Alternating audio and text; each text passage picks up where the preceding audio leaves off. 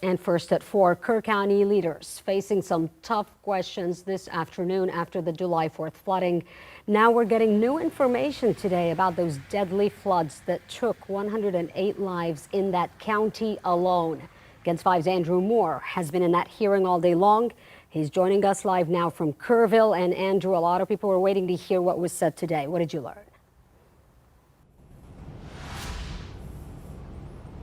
Yes, Sarah, we found out the Kerr County Emergency Management Coordinator was sick and asleep when the flooding started in the county. He did not get up until 5:30 in the morning, and the sheriff didn't get up until 4:30 in the morning. Meanwhile, an hour before that, 2 dispatchers were dealing with hundreds of calls and radio communications trying to keep up with the flooding in the county. The sheriff said today they were managing around 20 separate calls for help.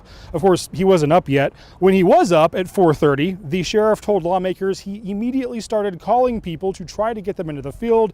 At this time, the sheriff believed he needed to make those calls first before he set up an emergency operations command. Today, the sheriff did say communications could have been better during that time. Sheriff Larry Latha and County Emergency Manager William Thomas faced tough questions today, but perhaps the toughest words were directed at County Judge Rob Kelly. Listen to what Lieutenant Governor Dan Patrick told the judge today.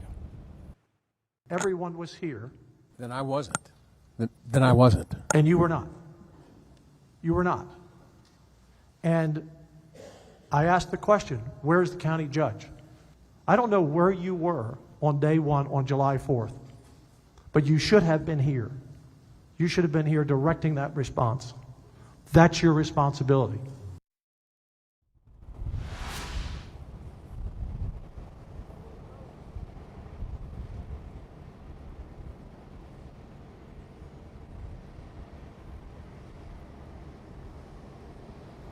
We also heard more about the code red that was supposed to happen sooner in the county. One lawmaker repeatedly asked about that to try to find out what the delay was about. We're going to tell you more about that coming up at 5 o'clock. In Kerr County, Andrew Moore, KENS 5.